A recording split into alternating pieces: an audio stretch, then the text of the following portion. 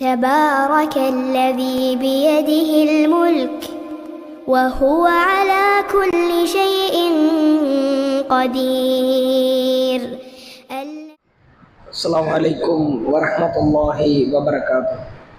إن الحمد لله نحمده ونستعينه من يهده الله فلا مضل له ومن يضلل فلا هادي له وأشهد أن لا إله إلا الله وأن محمدا عبده ورسوله. أما بعد،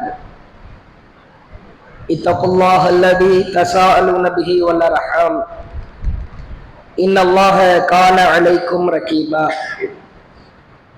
اتقوا الله حق تقاته ولا تموتن إلا وأنتم مسلمون. اتقوا الله وقولوا قولا سديدا يصلح لكم أعمالكم ويغفر لكم ذنوبكم ومن يطع الله ورسوله فقد فاز فوزا عظيما. فإن أصدق الحديث كتاب الله وأحسن الهدي هدي محمد وشر الأمور محدثاتها وكل محدثة بدعة وكل بدعة ضلالة وكل ضلالة في النار. اللهم صل على محمد وعلى آل محمد كما صليت على إبراهيم وعلى آل إبراهيم إنك حميد مجيد. اللهم بارك على محمد وعلى آل محمد كما باركت على إبراهيم وعلى آل إبراهيم إنك حميد مجيد. கண்ணியம் நிறைந்த எல்லாம் வல்ல ஏக இறைவனின் அடியார்கள்ல, அல்லாஹ் இந்த பேருலகில மனிதர்களுக்கு வழங்கப்பட்டிருக்கிற பிரம்மாண்டமான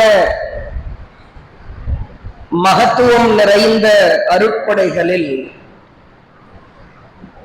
இஸ்லாமிய மார்க்கத்தை மிகச்சிறந்த பேரருட்கொடையாய் இறைவன் வழங்கியிருக்கிறார். இந்த இஸ்லாமிய மார்க்கத்தில்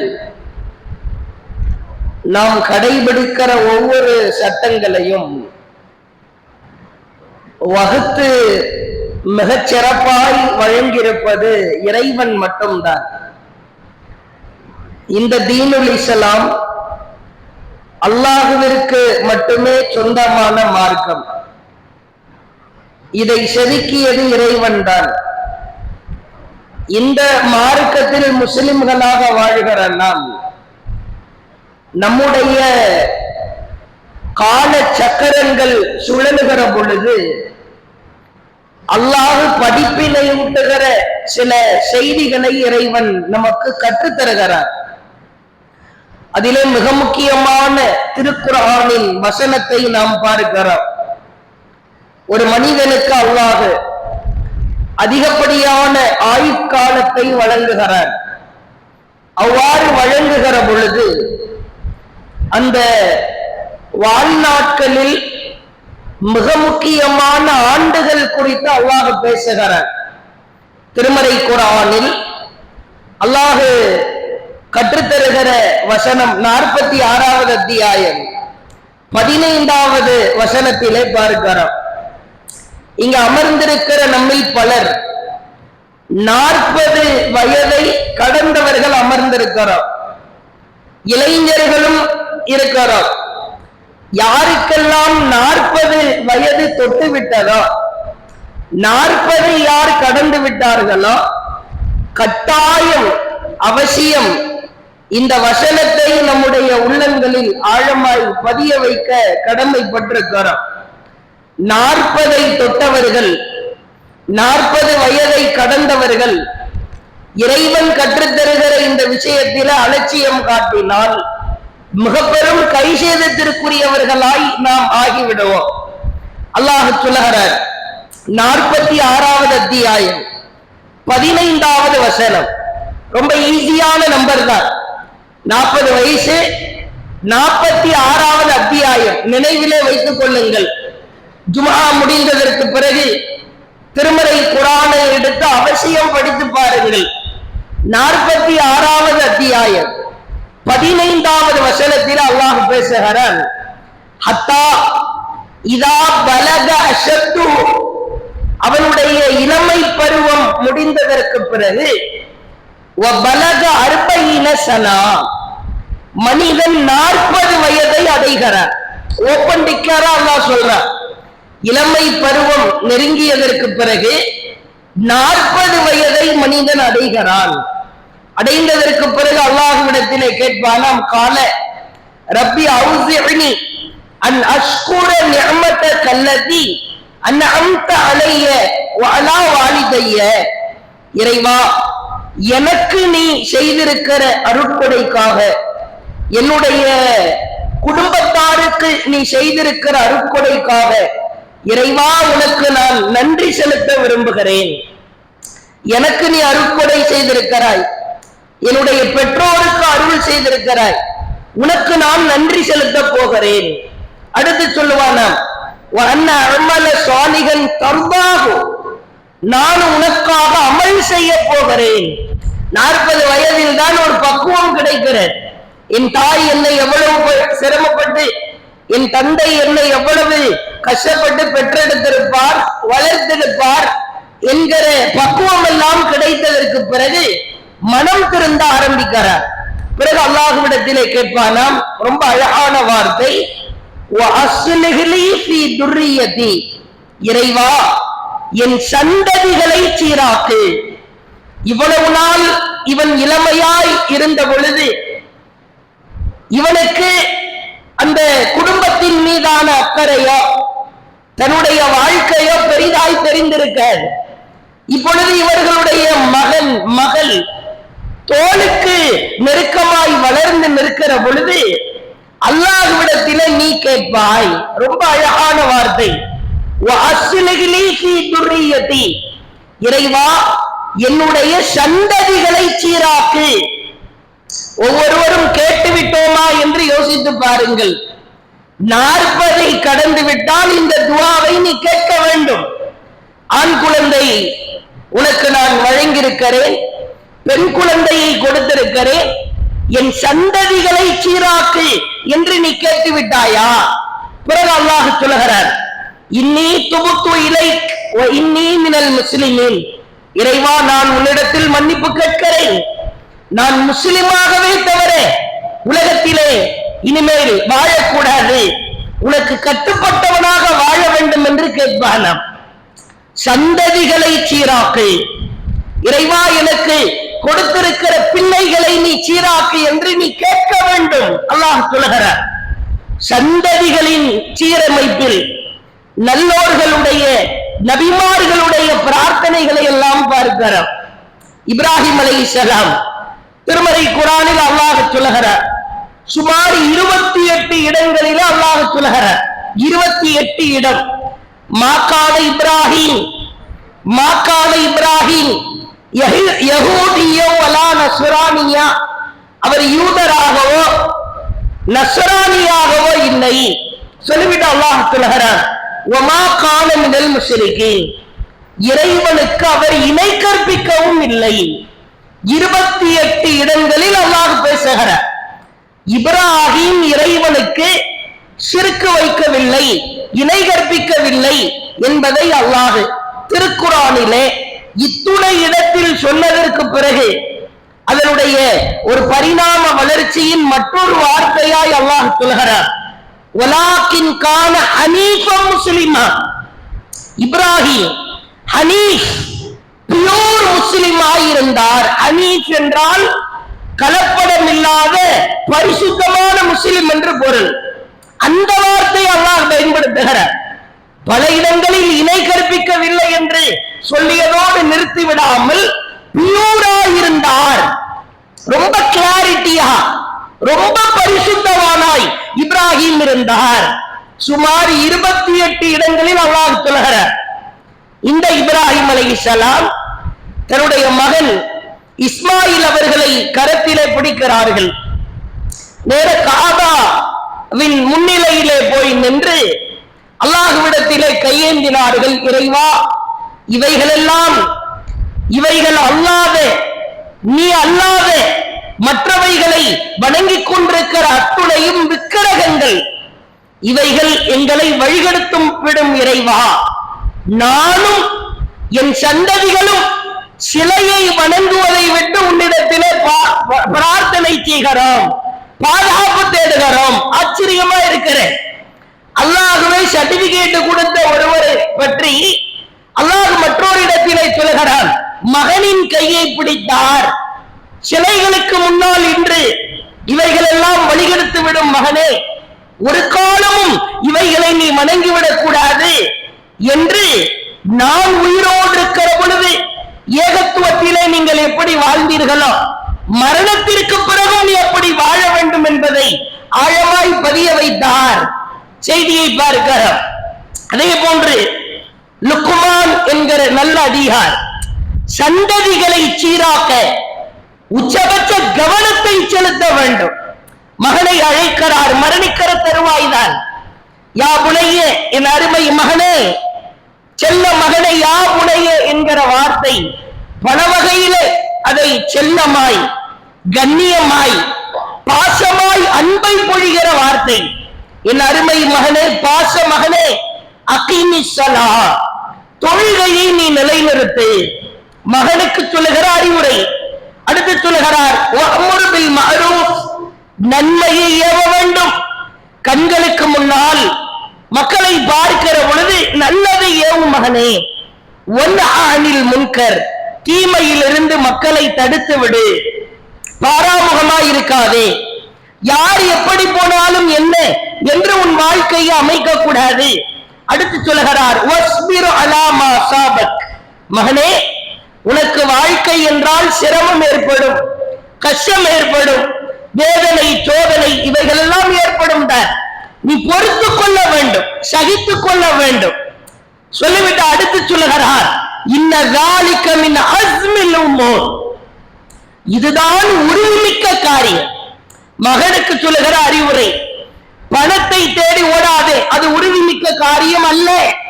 பதவியை தேடி ஓடாதே, பேராசை கொள்ளாதே, உலக மோகத்தில் மூழ்காதே, இதுவெல்லாம் உறுதிமிக்க காரியம் அல்ல.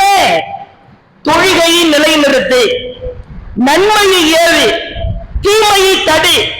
வாழ்க்கைன்னா அடி விழத்தான் செய்யும், கஷ்டம் வரத்தான் செய்யும், அதையெல்லாம் நீ பொறுத்துக்கோ, சகிச்சுக்கோ. இதுதான்டா உறுதிமிக்க காரியம் என்று சந்ததிகளை சீராக்க லுக்மான் என்னும் நல்லடியார் பாடம் நடத்தினார் என்கிற செய்தியை பார்க்கிறோம். உண்மையில் சந்ததிகளை சீராக்குவதில், அவர்களை சரிபடுத்துவதில் நாம் மிகுந்த அலட்சியத்தோடு வாழ்கிறோம். சமகால சூழலை பாருங்கள். சமகால சூழல் என்பது அல்லாஹ்வின் தூதர் அவர்களிடத்திலே இப்னு அப்பாஸ் ரலியல்லாஹு அவர்கள் ஒரு செய்தியை கேட்டார்கள். அல்லாஹ்வின் தூதர் சொன்னதாக, ஒரு காலம் வரும், அது நீங்கள் முன்பு வாழ்ந்த காலத்தை விட படு மோசமானதாய் ஒரு காலத்தை நீங்கள் சந்திப்பீர்கள்.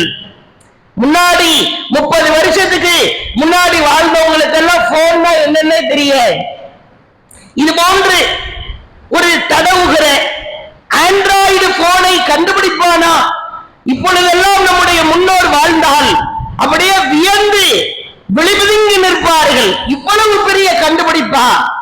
அதுவும் சமகாலத்திலே பார்க்கிறோம். அறிவியல் கண்டுபிடிப்பின் உச்சகட்டம் ஏஐ என்கிறார். என்ன வேண்டுமானாலும் செய்து கொள்ளலாம், எப்படி வேண்டுமானாலும் மாற்றிக்கொள்ளலாம். அறிவியல் பரிணாமத்தின் உச்சபட்ச வளர்ச்சி.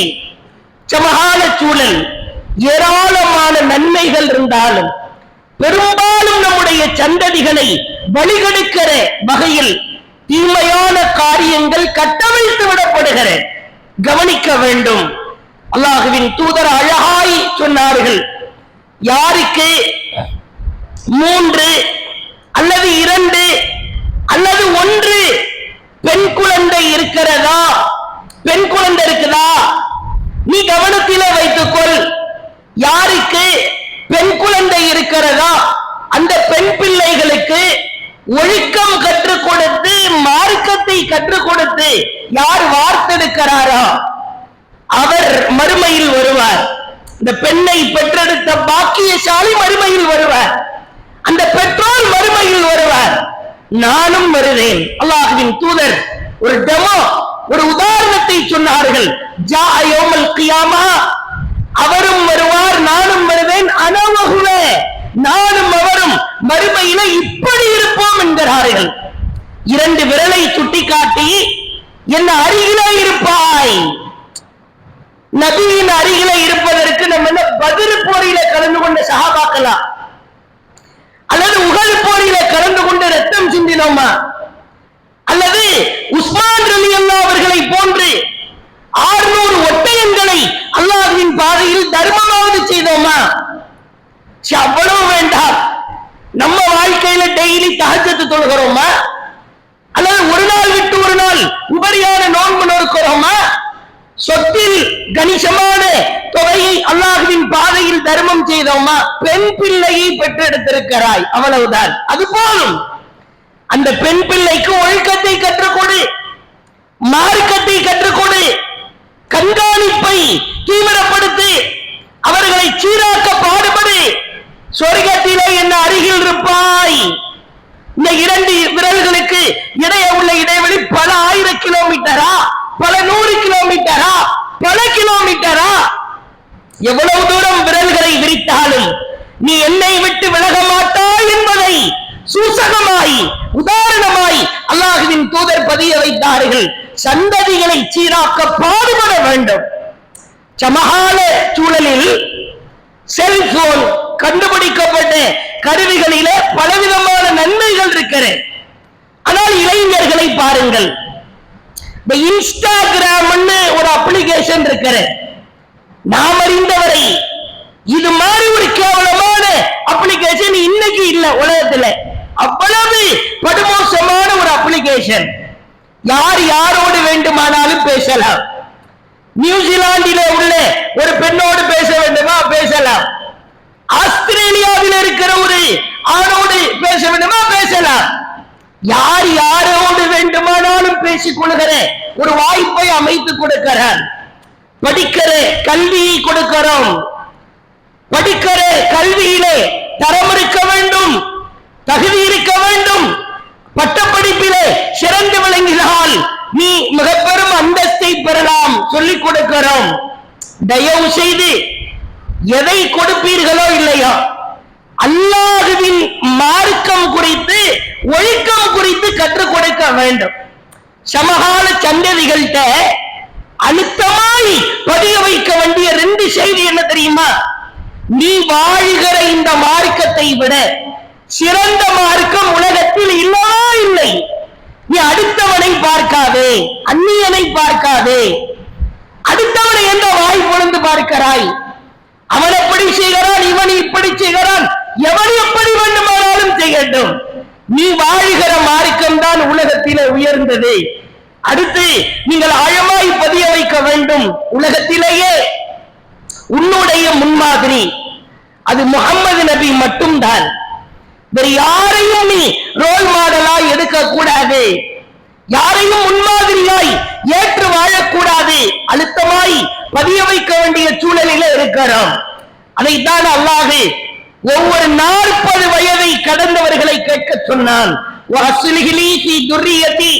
இறைவா, என் சந்ததிகளை சீராக்கு, என் சந்ததிகளை சீராக்கு என்று நீ துஆ செய்து விட்டாயா? அடியானே, பிரார்த்தனை செஞ்சிட்டியா? செய்யலன்னா விரைவாய் செய்கின்ற அல்லாஹ் அழுத்தம் கொடுக்கிறான். இதே லுக்மான் என்கிற ஒரு நல்லடியார், அவர் எப்படி கூப்பிட்டு ஆறுதல் சொல்றாருன்னு பாருங்க. மகனிடத்திலே, பிள்ளைகளிடத்தில் எவ்வளவு அழுத்தமாய் பதிய வைக்கிறார் என்று பாருங்கள்.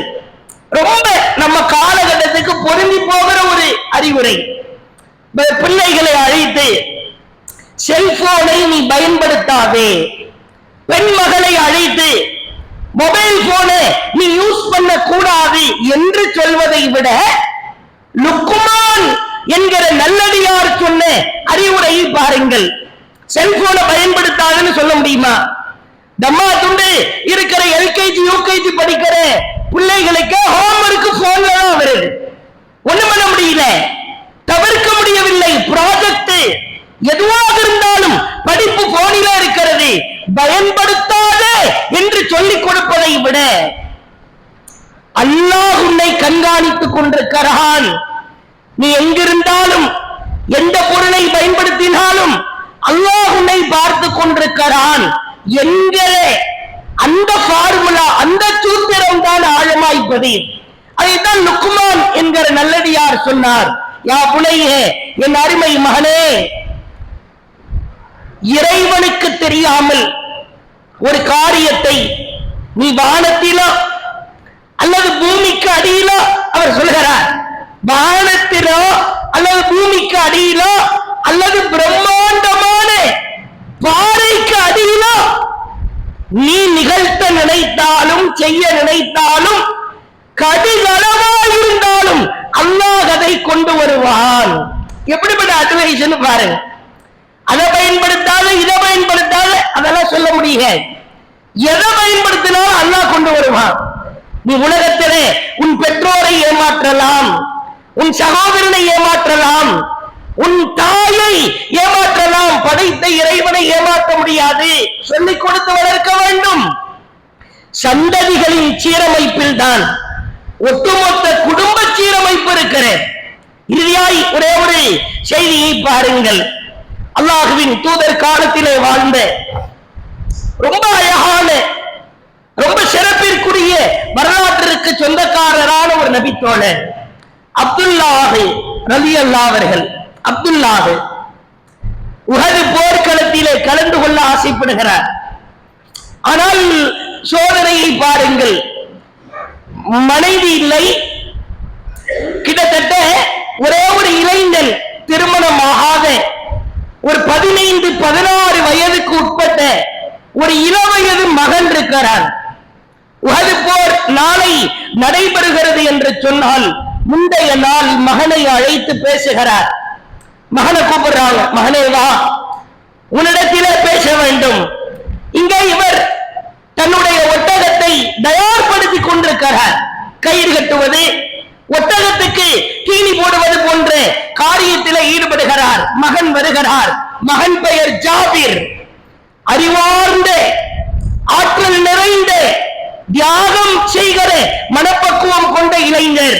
மகனிடத்திலே அப்துல்லாஹ் சொல்கிறார், ஜாபிரே, எனக்கு மட்டும், அவர் சொல்லுகிற வாசகத்தை நன்றாய் கவனிக்க வேண்டும், எனக்கு மட்டும் அல்லாஹ் 9 பெண் மக்களை தந்திருக்காவிட்டால், 9 பெண் குழந்தை இருக்குதுன்னு விளங்கு. 9 + 1 10. 9 பெண் குழந்தை, ஒரே ஒரு ஆண் மகன் ஜாபிர். சொல்லுகிறார், எனக்கு மட்டும் அல்லாஹ் 9 பெண் குழந்தைகளை தந்திருக்காவிட்டால் நான் போருக்கு செல்வதற்கு பதிலாக உன்னை நான் அனுப்பியிருப்பேன். ஃபர்ஸ்ட் அடியே பெரிய அடியாக இருக்கிறேன். நான் போருக்கு போகாம உன்னைத்தான் அனுப்பியிருப்பேன். வயதான காலகட்டம், 9 பெண் மக்கள் இருக்கிறார்கள், உனக்கு சகோதரி இருக்கிறாங்க, பார்த்து கொள்ள வேண்டும். அடுத்து சொல்லுகிறார், இந்த உலகத்திலேயே அல்லாஹுவின் தூதருக்கு அடுத்தபடியாய் ஒருவர் மீது நான் உயிரையே வைத்திருக்கிறேன் என்று சொன்னால் அது நீதான் மகனே. ஒரு தகப்பனுக்கும் மகனுக்கும் இடையே ஒரு பாச போராட்டமே நடக்கிறது. அடுத்து சொல்லுகிறார், மாவுராணி இல்லா மக்தூலன் ஃபி அப்பனி மையக்துலு மின் நபி ஸல்லல்லாஹு அலைஹி வஸல்லம். நாளை உஹது களத்தில் அல்லாஹ்வின் தூதருடைய தோழர்களில் முதலாம் நபராக கொல்லப்படுகிற நபர்களில் முதலாம் நபராக நான் தான் இருப்பேன் என்று என் உள்ளம் சொல்லுகிறது. இதுவெல்லாம் நல்லடியார்களுக்கு அல்லாஹ் உள்ளத்திலே போடுகிற ஒரு இல்ஹாம் என்று கூட சொல்லலாம், சில முன்னறிவிப்பு செய்திகள். பிறகு சொல்லுகிறார், மகனே, எனக்கு சில கடன்கள் இருக்கிற. எவ்வளவு பக்குவம்னு பாருங்க. கல்யாணம் ஆகல, திருமணமாகாத இளமை பருவம், குடும்ப பொறுப்பையே ஒப்படைக்கிறார். கடன் இருக்கிறது, அடைத்து விடு. 9 சகோதரிகளை நல்ல முறையில் பாதுகாத்துக்கொள். தகப்பம் பெற்றாரு, நல்ல வளர்க்காம அப்படியே விட்டுட்டு போயிட்டார் என்ற பெயர் வரக்கூடாது. உன்கிட்ட ஒப்படைக்கிறேன். அதே போன்று அடுத்த நாள் உஹது போர் நடக்கிறது. சஹாபாக்கள் கொல்லப்படுகிறார்கள். பத்ர் போரிலே தோல்வியில் வெறியில் இருந்த குறைஷி காபீர்கள் உஹது போரில் கொல்லப்பட்ட ஜனாசாவை கூட நெஞ்சை அறுப்பது, உள்ளே இருக்கிற ஈரலை வெளியே எடுப்பது, உள்ளே இருக்கிற பார்த்தை எல்லாம் கடிச்சு துப்புவது, ரொம்ப கொடூரமாய் நடந்து கொண்டார்கள். அதே போன்று இந்த அப்துல்லா ரலியல்லாஹு அவர்கள் உஹது போரிலே முதல் நபராய் கொல்லப்படுகிறார். ஜாபீர் வர்றாங்க, தந்தையை பார்ப்பதற்காக வருகிறார். தந்தையின் உடல் போர்வையால் மூடப்பட்ட நிலையில் இருக்கிறது. தந்தையின் உடலுக்கு அருகிலே சென்ற பொழுது குடும்பத்தார் எல்லாம் அப்படியே அவரை பிடிச்சு தடுக்கிறாங்க. வேணா, உன்னுடைய தகப்பனார் இறந்து விட்டார், அவரை உன்னால் பார்க்க முடியாது. இல்ல, நான் பொறுமையாய் இருக்கிறேன், அவர் இறப்பை நான் ஏற்றும் கொள்ளுகிறேன், தயவு செய்து இறுதியா அத்தா உடனே முகத்தை மட்டும் பார்க்க விடுங்க. வேண்டாம், உன்னால் பார்க்க முடியாதுன்னு இழுத்து பிடிக்கிறாங்க இடுப்ப. பிறகு அல்லாஹ்வுடைய தூதரே வந்து விடுங்கள் அவரை என்று சொல்லி ஜாபீரை எப்படியே கைபிடித்தவாறு ரசூலுல்லாஹி அழைச்சு வர்றாங்க. போர்வை விலக்கி காட்டுறாங்க. பார்த்தவுடன் நொந்து போகிறார். அந்த இடத்திலேயே அவருடைய கால்கள் நிற்க முடியாமல் தடுமாறுகிறார். தந்தையின் உடலை பார்த்ததற்கு பிறகு ஜாபீர் சொல்கிறார், என் தந்தையின் 2 கண்களை கொய்து வெளியே எடுத்து விட்டார்கள். கண் இல்லை. மூக்கை அறுத்திருந்தார்கள், மூக்கில்லை. உதடுகளை அறுத்திருந்தார்கள், உதடுகள் இல்லை. காது பகுதியை அறுத்து விட்டார்கள். இதெல்லாம் சஹீஹ் புகாரி முஸ்லிமிலே பார்க்கலாம். மூக்கு இல்லை, உதடுகள் இல்லை, காதுகள் இல்லை, கைகள் கால்களில் அவ்வளவு காயங்கள் இருந்தது. பார்த்தவுடன் என்னால் தாங்க முடியாமல் அழ ஆரம்பித்தேன். முந்தைய இரவு இதே உதடோடு மகனிடத்திலே பேசியிருந்தார், கண்கொண்டு பார்த்திருந்தார். மூக்கு, காது, இது மாதிரி ஒரு உடலை ஜனாசாவை அப்படி கற்பனைக்கு கொண்டு வாங்க.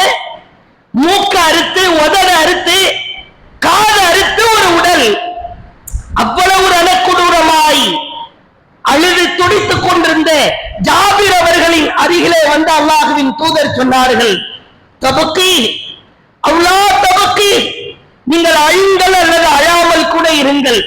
மாசாலத்தில் மலாயிகா துபில்லுஹும் பி அஜ்னிஹத்திஹா ஹத்தா ருஃபிஅ, உன் தந்தை அப்துல்லாஹ்வின் உடலை கபருக்குழிக்குள்ளே வைத்து மண்ணை அள்ளி போட்டு மூடுகிற வரைக்கும் அல்லாஹ் வானவப்படையை அனுப்பியிருக்கிறான். இப்பொழுது வானவர்கள் தங்களின் இறகுகளால் உன் தாப்பனாருக்கு நிழல் கொடுத்துக் கொண்டிருக்கிறார்கள். இது மண்ணை அள்ளி போடுகிற வரைக்கும் நடந்தே தீரும் ஜாபீரே, உன் தந்தை சொர்க்கவாசி என்று அல்லாஹ்வின் தூதர் அந்த இடத்திலேயே முன்னறிவிப்பும் செய்தார்கள். பிறகு பாருங்க, இளமை பருவம், துடிதுடிக்கிற பருவம், ஒரு விதவை பெண்ணை திருமணம் முடிக்கிறார். தந்தையின் கடனை அடைக்க பாடுபடுகிறார். ரசூலுல்லாஹ் கேட்கிறாங்க, நீயோ இளைஞன், ஒரு இளவயது பெண்ணை திருமணம் முடித்திருக்கலாமே. அவர் சொன்ன பதில் என்ன தெரியுமா? அல்லாஹ்வின் தூதரே, 9 சகோதரிகள் உண்டு, என் சகோதரிகளுக்கு தலைமாறி விட வேண்டாமா? என் சகோதரிகளுக்கு பணிவிடை செய்ய வேண்டாமா? ஒரு மகன், ஒரு சந்ததி, அவனை சீரமைப்பில் தான் குடும்ப சீரமைப்பு இருக்கிறது, ஒரு இஸ்லாமிய கட்டமைப்பு இருக்கிறது. இதே ஜாபீர் அவர்கள் ஹஜ் குறித்த செய்திகளில் அதிகமான நபிமொழிகளையும் அறிவித்திருக்கிறார்.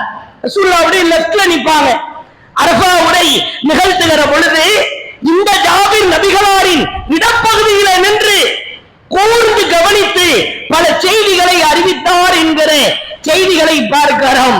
தயவு செய்து சந்ததிகளை சீராக்க பாடுபடுங்கள். ஒரே ஒரு விஷயம்தான், நாம் மரணித்து விட்டோம். மரணித்ததற்கு பிறகு என் மகன் என் குடும்ப பொறுப்பை எல்லாம் ஏற்று நடப்பதற்கு தகுதி உள்ளவனா? நிறைய பேர் குடும்பத்தில் அப்படி இல்லை, மார்க்க தொடர்பு இல்லை. நான் ஒருவேளை திடீரென்று சடனாக இறந்து விட்டால் சில ஜனாசாக்களுக்கு மகன்களை அழைக்கிறோம். மகனே வா, உங்க அத்தாவுக்கு வந்து தொலைவை, ஜனாசா தொழுகை வை. விழிக்கிறான், முழிக்கிறான். ஏண்டா என்ன ஆயிற்று? ஜனாசா தொழுகை வைக்க தெரியாது. ஒருவேளை வைக்க தெரிஞ்சால் அதுல என்ன துவா ஓதணும்னு தெரியாது. நிலவரம் அப்படித்தான் இருக்கிறது. தயவு செய்து பணத்தை கொடுப்பீர்களோ இல்லையா, சொத்தை கொடுப்பீர்களோ இல்லையா, சுகத்தை கொடுப்பீர்களோ இல்லையா, அல்லாஹ்வின் மார்க்கத்தை சந்ததிகளுக்கு கற்றுக் கொடுக்க மறந்துவிட்டால் வரும் கால சந்ததியரின் நிலை அதல பாதாளம் தான். அல்லாஹ் காப்பாற்ற வேண்டும். அல்லாஹ் திருக்குர்ஆனிலே 46வது அத்தியாயம் 15வது வசனம், 40 வயதை கடந்தவர்கள் தயவு செய்து இந்த குர்ஆன் வசனத்தை எடுத்து படித்து அல்லாஹ்விடத்திலே துஆ செய் என்று அல்லாஹ் கட்டளையிடுகிறான். 46வது அத்தியாயம் 15வது வசனம், வஅஸ்லிஹ்லி ஃபீ துர்ரியதி, இறைவா என் சந்ததிகளை சீராக்கு, என் சந்ததிகளை சீராக்கு என்று அல்லாஹ்விடத்தில் உளமாற பிரார்த்தனை செய்வோம். வாஹிர் தஅவானா அனில் தூதரை பார்க்க மறந்து விட்டோம், நபி அவர்களை பார்க்க மறந்து விட்டோம். அதனுடைய விளைவுதான் இன்றைக்கு ஆடம்பரத்தில் உச்சகட்டத்தை இன்ன பிற மக்களையே அடி